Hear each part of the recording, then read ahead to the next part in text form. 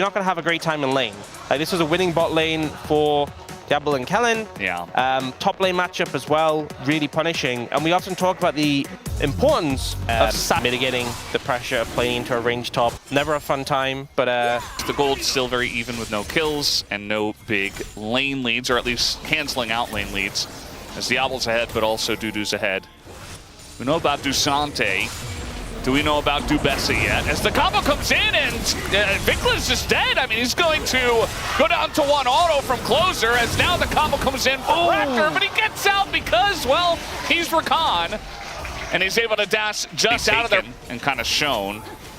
They know that the Nocturne is on the top side of the map, so certainly trying to force this here. They're going to take the turret down and just go in on a deokdam, but he's got his flashback as Raptor going in, trying to get those last autos down. The Q is blocked by Peter, and now Raptor, oh, the flash in, but he's still going to go down. And that is so tilting for them. Peter does pick up the kill, but it's huge for DNS. Huge numbers, but they're ready to go right from the beginning, and they played that very well, but as you mentioned, like, it was definitely overforced as the ult comes in. And Clear, actually, going into this one, there's 4 people in the top lane, and DuDu is in a lot of trouble. Baited 100% as another support gets a kill. Kellin going to pick that one up. Chuck a tower hit there as well. That would have certainly been his death. Yeah. As we got Chaos in the bottom lane. Big knockup, but now deokdam super low. They overextend for this, and BNK will gladly pick up that kill onto deokdam, being over, and will attempt to fight this. Now, DNS, they got to be the ones to pull the trigger with the combo. Who are they going to go for as the smite comes down and they just get it?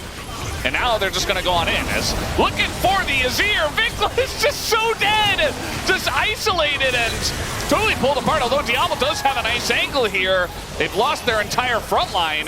Now, Clear's trying to get in there with the Between Worlds. Is going to kind of slow everybody down, do a bit of damage. Re-engage comes in from Peter, but Diable still going forward. He's into the team and just dies. Accepts his death as well, I suppose. Clear is left alone, and there's nothing that he can do now, but a big overextension for BNK and DNS. And they prio-picked him the Ambessa. They banned enough stuff, and they said, this guy will carry us, and so far, I mean, he's doing really well. The whole team's doing really well at this point. They picked up the Infernal Drake on top of it all. I mean, at least BNK are able to trade a turret, but this is kind of one of those moments, it feels like, in today's meta. And looking at those dragon fights, seeing if they can catch out either Clozer or deokdam. Well, BNK, not one to slow it down very often as DuDu's going in, kind of utilizing that to try to get away, and he does dash to safety. In comes Peter and Pyosik, but they're going to get stunned up for a very long time. Going into stasis, Pyosik gets Diable, and they still get that shockwave off, and now the Unara is just going insane. And BNK, they just couldn't help themselves. They had to try to go for the pick on the Fed Ambessa, and it's not going to pay off. As now DNS, I mean, all the gold is going on the carries as well. I mean, they're just getting everything here. And the game, I don't know, man, this is totally blown open. Clear wasn't even there. Yep, they went for a desperate play. You have to be so quick, so precise with these picks. All right, well, second try here. I think maybe this one works. As the Nocturne, I mean, Pyosik is coming up. He does have very low cooldown on that ult, and they're trying their best to take out DuDu, but it's not working. Even the red buff getting to work, as now we got TPs coming in. 5 seconds on the Paranoia, and wow, they got baited into it again. Clear's gonna go down, and DuDu picks up the kill. I mean, that's... And BNK looks like they'll try to fight for the soul fight in 5 minutes. Yeah, well, I think that's a good call. I guess I was too certain of BNK FEARX and was wrong, but... You know, maybe if they didn't go for the crazy bot plays, they could have fought Dragon. Washcloth or something. Like, they're desperately trying to get this mid-turret. DuDu's in that brush, and he is so scary right now. Yeah. I'm not sure if they have good info on this either. No. I mean, obviously they don't. It's just, he's just dead. And now the combo comes in. The Mystic Ship is already done. He's going to flash over the wall as Peter does go down. But I think the gold lead is just too much. Everybody blowing their summoners, trying to get away from this one. But still, 2 of them will fall. As DNS say, you're not even clearing kills on their side. The 3, or rather the 4 champions that deal damage. All of them got 3 kills. And Raptor's just dead. Yeah. He doesn't have his flash. They're still going to go in for this one as trying to get Kellin's flash, perhaps. They're not going to. As Clozer says, no, I'll just kill him instead.